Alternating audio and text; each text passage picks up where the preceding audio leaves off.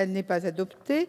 Nous arrivons donc à la discussion générale. Je rappelle que le temps de parole est de 5 minutes par orateur. Monsieur Touré pour le groupe radical républicain, démocrate et progressiste.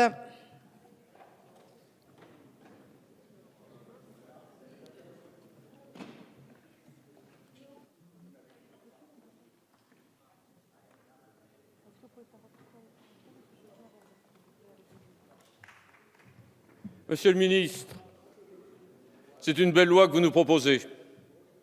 Et c'est une loi que nous allons être fiers de voter.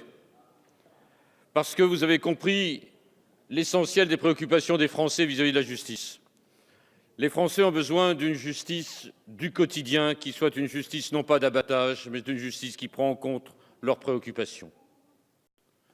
Les Français ont besoin d'une justice qui se préoccupe d'eux, qui les écoute. Et ce rapprochement entre eux et la justice est l'un des éléments essentiels à mon sens. Alors ça se fait dans tous les actes de la vie. Ça se fait par rapport à la situation financière, budgétaire dans laquelle vous êtes. Ça se fait dans le cadre de la situation personnelle que vous avez à rencontrer. Je prends un seul exemple, celui du divorce. Une personne sur deux qui se marie est concernée par le divorce. C'est donc dire l'importance d'une loi sur le divorce. Or, chacun sait, en particulier les professionnels, que nous étions arrivés à un point de non-retour, où les expédients remplaçaient le plus souvent la décision qui aurait dû être prise, où la rapidité faisait qu'il n'y avait plus d'écoute, où on vous demandait de ne même plus, lorsque vous arriviez devant le juge, comme en Normandie, de mettre votre défait-le-côte, parce que 2 minutes après, vous alliez ressortir. C'était tout ça la justice. C'était en réalité une absence de justice. Et je crois que sur ce premier problème, vous avez répondu à un certain nombre de préoccupations et véritablement, cette loi, nous en reparlerons comme un élément essentiel de réconciliation entre la France et sa justice. Deuxième élément, il ne peut pas y avoir, il est vrai, de justice à la fois civile et pénale sans qu'il y ait des gens pour rendre la justice. On rend la justice de deux façons. On rend la justice en écoutant, on rend la justice en prenant acte, et on prend la justice en décidant. Et c'est essentiellement la justice de décision que vous avez renforcée et non pas la justice de prendre acte, qui ne sert pratiquement à rien, il faut bien le dire. Un magistrat n'est pas un greffier, c'est aussi simple que cela. Pourquoi rajouter l'un à l'autre? Un magistrat, il est là pour décider, en son âme et conscience, après avoir entendu deux parties, le plus souvent. Et ce phénomène de décision, c'est l'élément essentiel de la justice.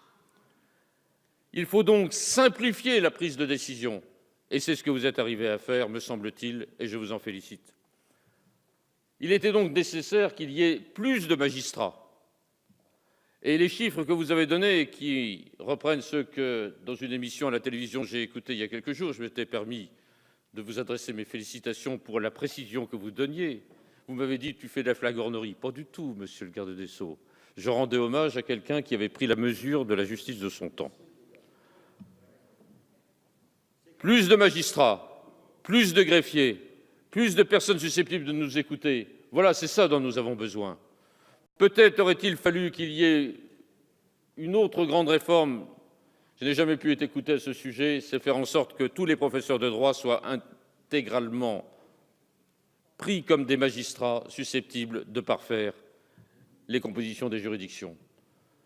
Peut-être qu'un autre garde des Sceaux le fera, mais c'est à mon avis l'un des seuls moyens.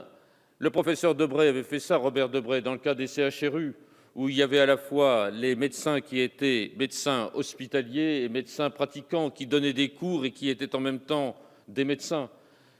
Je proposais donc qu'un magistrat puisse enseigner et puisse rendre des décisions. Ce n'était pas stupide. Ça n'a pas été retenu, peut-être cela sera demain. Et enfin, les moyens. Vous avez réussi à obtenir un véritable budget. Il n'y a pas de garde des Sceaux sans budget. C'est quelque chose d'essentiel. Et je peux le dire, moi, dans ma région de Normandie, où nous avons eu la chance d'avoir un magnifique palais de justice nouveau, que nous attendions, puisque celui du Second Empire que nous avions était en train de s'écrouler sur place. Vous êtes venu l'inaugurer avec Monsieur le Premier ministre. Et nous sommes fiers qu'il y ait cet outil qui est mis désormais à disposition des Canets et des Normands. Et puis, il y a les prisons. Comment peut-on dire qu'il faut pouvoir répondre à l'encellulement individuel, à tout un certain nombre d'obligations, d'application simplement des décisions de justice, si l'on n'a pas des prisons où l'on peut éventuellement mettre les personnes qui ont à répondre des méfaits qu'ils ont commis. Or, je vois que dans un certain nombre de villes, qui s'oppose à la présence des prisons? Est-ce que vous pourrez nous préciser qui s'oppose à Nice à la présence d'une prison? Est-ce que vous pourrez nous préciser qui s'oppose à Fréjus à la présence d'une prison? Très intéressant de voir que la droite systématiquement s'oppose, lorsque ça l'ennuie, à la présence de prisons. C'est très bien de préférer d'avoir des hôtels 5 étoiles à des prisons, mais il faut et des hôtels 5 étoiles et des prisons.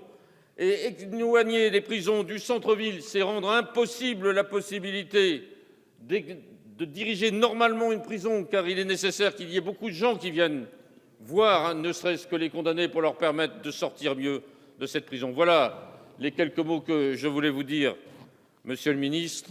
Bien évidemment, nous sommes fiers de participer tous ensemble à cette justice du XXIe siècle et nous voterons bien sûr la loi qui nous est proposée.